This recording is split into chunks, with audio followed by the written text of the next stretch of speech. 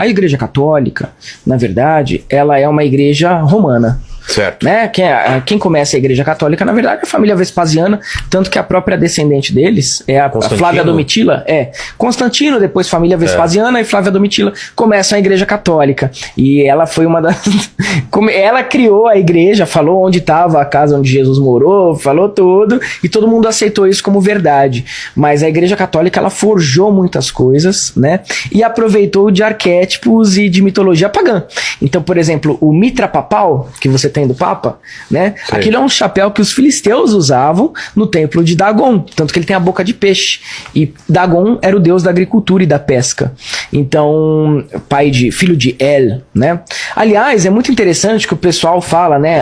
Só existe um Deus. Sim, existe uma energia suprema que rege o universo. É chamada de Elohim. Então, na Bíblia, no capítulo de Gênesis, capítulo 1, começa com Bereshit bara Elohim, ve'etra shamayim ve'etra aretz. Bereshit bara Elohim, ve'etra shamayim ve'etra aretz. No início criou Deus os céus e a terra.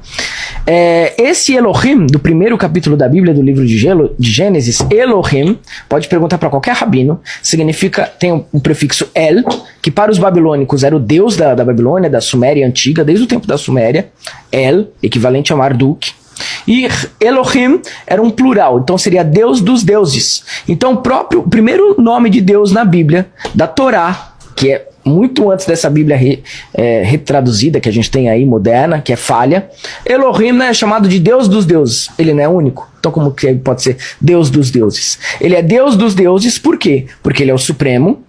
Só que existem as forças da natureza que são arquetipicamente relacionadas como divindades.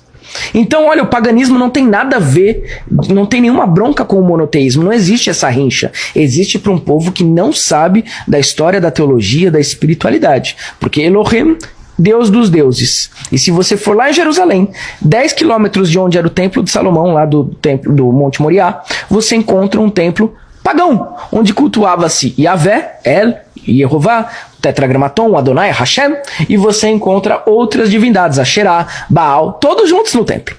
Só que eles tinham um Deus primordial, que é realmente a energia, a grande faísca do universo, que é El, que é quem organiza esse processo caótico e começa a separar os elementos e criar o universo. Então imagina que o universo, antes de vir a ser, era uma grande sopa. Imagina uma sopa de letrinhas. Sim. Puro caos, tudo embaralhado, as energias todas misturadas, o tempo, o espaço não existia. Então existe uma energia criativa que começa a coordenar esses processos e separar essas substâncias. E aí o universo pode vir a ser. E aí você tem os dois pilares do universo, que é a ordem e caos. E aí você tem a criação. Isso é dito no livro de Gênesis. O universo caminha para o caos, da ordem para o caos. Sim, porque o universo ele é uma ordem forjada, né, dentro do caos primordial. De uma grande sopa caótica quântica, entende? Então não vai durar para sempre. Ele vem a ser, por isso que na teosofia de Blavatsky existe o Manvantara, o dia em que surge o universo, e existe o Pralaya, o dia que o universo volta de novo a esse caos primordial. E quando eu falo isso, as pessoas tremem de medo. Nossa, vamos voltar para a escuridão. Cara, escuridão é uma analogia muito porca, né? É um lugar que não é lugar, é além do tempo e além do espaço, mas é uma seidade, é uma existência que está além dos limites da imaginação humana. Então nada nunca se destrói. Só que a nossa verdadeira morada não é nesse universo, isso aqui é uma matrix. Por isso que existe esse conceito também na mitologia oriental.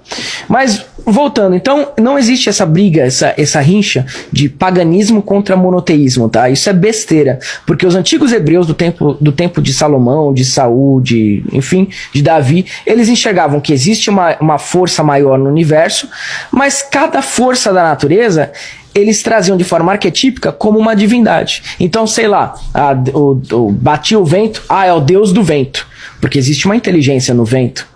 Senão existiria caos. Até no vento tem uma inteligência coordenando esses processos. O fogo também, a água também. E essas forças cegas da natureza eram regidas por deuses, que eles personificavam da forma humana. Não é que aquela energia tinha a forma humana, mas eles personificavam dessa forma.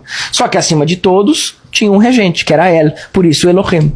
Então não tem briga entre o umbandista e o evangélico, isso é desnecessário, porque o umbandista ele reconhece que tem um Deus supremo, que eles chamam de Olorum, enfim, cada tradição de umbanda ou de candomblé vai ter um nome, E existem as forças da natureza, que são os deuses. A força das águas doces, que é Oxum, a força do mar, que é Iemanjá, que inclusive é de onde sai a vida.